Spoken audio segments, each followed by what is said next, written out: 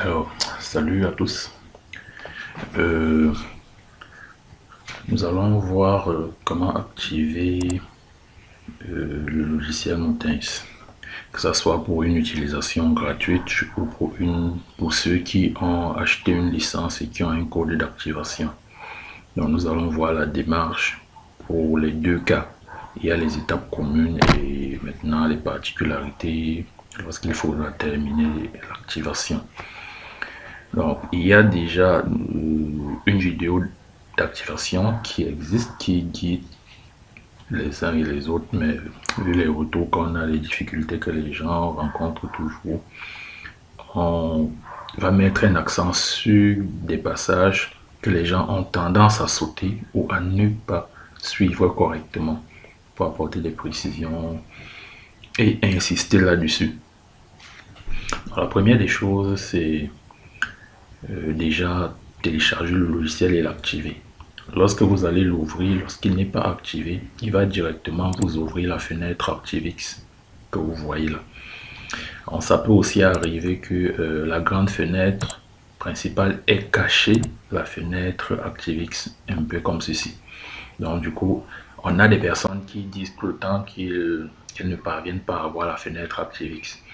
Alors si c'est caché, vous allez simplement remarquer qu'en bas de votre fenêtre, il y a deux, au niveau de votre barre de tâches, il y a deux fenêtres ouvertes. Sauf que la grande, comme elle est passée au-dessus, elle est un peu cachée. Donc vous pouvez voir là et la retrouver. Donc si jamais elle n'est pas ouverte, dans tous les cas, vous pouvez l'ouvrir par vous-même. Il suffira d'aller sur débuter avec, activer Mountains et cette fenêtre va s'ouvrir. Alors une fois qu'elle s'ouvre, il y a une première étape à faire. Alors j'insiste dessus parce que jusqu'à présent les gens essayent d'aller vite et sautent cette étape. Cette étape, c'est l'étape initiale. Si elle n'est pas faite, vous ne pouvez pas avancer. C'est venir là, au niveau de l'interface ActiveX, aller sur le menu ActiveX en haut, là, dérouler le menu et cliquer sur Connecter. Alors, j'insiste là-dessus parce que on a toujours des personnes qui ouvrent le logiciel et qui essayent d'avancer en sautant cette étape-là. Si cette étape n'est pas faite, vous ne pouvez rien faire d'autre parce qu'il n'y aura déjà pas de communication entre votre logiciel et le serveur. Si vous sautez cette étape, vous ne pouvez rien faire. C'est la base de tout. Donc, je vais le faire moi-même pour que ça soit clair pour tout le monde. Donc, vous cliquez là, vous allez sur connecter et pour voir si l'étape est bien faite et si vous pouvez tout commencer. Quand vous avez fait ça, vous allez voir marqué ici connecter. Tant que vous n'avez pas connecté, ça ne vaut pas la peine d'essayer d'avancer. C'est la première des choses. Vous devez avoir indiqué là connecter. Ce n'est qu'après ça que vous pouvez commencer soit par créer votre compte si vous n'avez pas encore de compte, soit à vous connecter à un compte, votre compte existant. Donc nous allons commencer faire comme si on partait de zéro. Donc on va créer un compte. On va cliquer sur créer le compte. Et là c'est vous qui créez votre compte. Parce que là également, on a des retours, des gens qui demandent qu'on leur donne les identifiants. Je prends un exemple. Lorsque vous avez créé un compte Gmail, c'est vous qui avez mis vos identifiants. Lorsque vous avez créé un compte Facebook, c'est vous qui avez mis vos identifiants. Donc n'attendez pas que ce soit nous qui venons vous fournir les identifiants. Vous créez un compte qui vous appartient en choisissant votre propre pseudo et votre propre mot de passe. Donc là, moi je vais choisir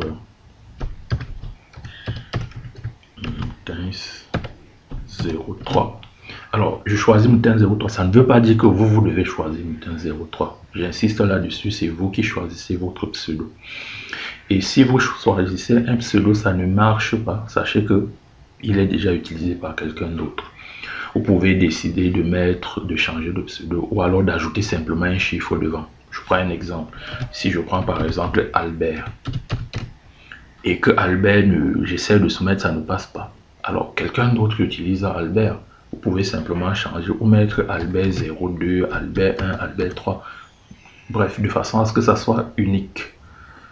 Donc, moi, je vais prendre Moutens. J'espère vraiment que c'est clair parce que il y a trop de personnes qui butent là-dessus, qui n'avancent pas.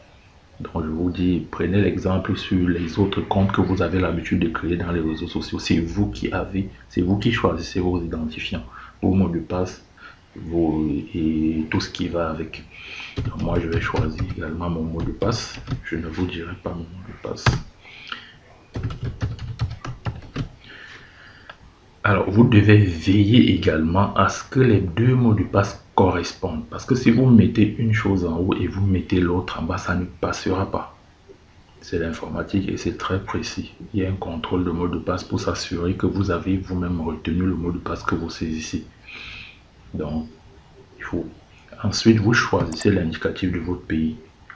Si ça n'apparaît pas, vous pouvez simplement effacer ici et écrire. Moi, je vais effacer directement et je vais écrire 237 pour le Cameroun.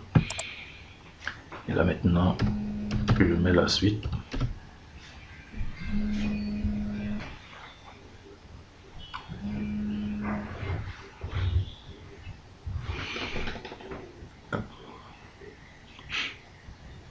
Donc, mettez un numéro de téléphone.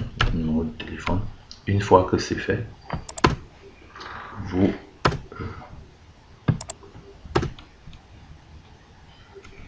vous soumettez. Alors, vous allez voir que ici, j'ai déconnecté. Entre-temps, j'ai perdu ma connexion. Tant que c'est là, rien ne peut avancer. Donc, j'insiste. Donc, je vais me reconnecter. D'abord, ok, j'ai connecté ici avant que je n'évolue. Donc, si vous êtes bloqué, vérifiez bien que vous êtes toujours connecté. Et là, je vais soumettre. Donc, je vais soumettre avec... je soumets. Ok. Maintenant, après avoir soumis, vous pouvez bien voir qu'on arrive sur l'autre interface. Et je vous en prie, prenez la peine de lire attentivement ce qui est écrit. Parce que là encore, c'est où beaucoup de personnes butent. En essayant d'aller vite sans lire ce qui est écrit devant vous. Lisez. Là, c'est bien indiqué en jaune que veuillez terminer la création de votre compte en saisissant le code secret. Donc, vous devez saisir ce code ici. Et lisez également la consigne. Et mettez-la en application. Gardez jalousement votre code secret. Ça veut dire que vous devez le copier et le garder. Quand vous créez un compte sur Moutens, il y a 3 identifiants qu'il faut garder. Il y a votre pseudo, votre mot de passe et votre code secret. C'est très important de garder son code secret. Lisez-le et faites ce qui est demandé, je vous en prie. Suivez clairement les consignes. Donc je vais saisir.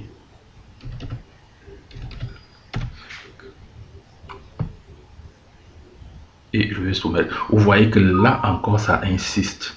Malgré le fait qu'on insiste comme ça, il y a toujours des personnes qui passent sans faire ce qui est demandé. Là, on insiste de copier ce code et de le garder jalousement. Parce que c'est grâce à ce code secret que vous serez capable de récupérer votre activation si jamais votre machine a un souci. Si vous ne le récupérez pas, ça sera tout simplement tant pis pour vous. Si vous avez un problème après votre activation, vous n'aurez pas de moyen de récupérer l'activation. Donc moi je l'ai déjà gardé. Donc je passe. Ok. Je me retrouve maintenant dans le compte créé. Une fois dans ce compte créé, vous pouvez voir ici en bas en jaune. Actualisez votre abonnement en indiquant votre code d'activation. Ça peut être votre code d'activation, votre code secret et tout en fonction de la version que vous utilisez. Mais sachez que ici, en fait, ça c'est lorsque vous avez reçu un code d'activation. Si vous êtes à la première activation, c'est que vous avez forcément peut-être acheté une licence. Donc, vous avez reçu par votre mail un code d'activation. Vous allez dans votre mail chercher ce code d'activation et c'est lui que vous allez saisir ici. Et vous veillez à bien le saisir.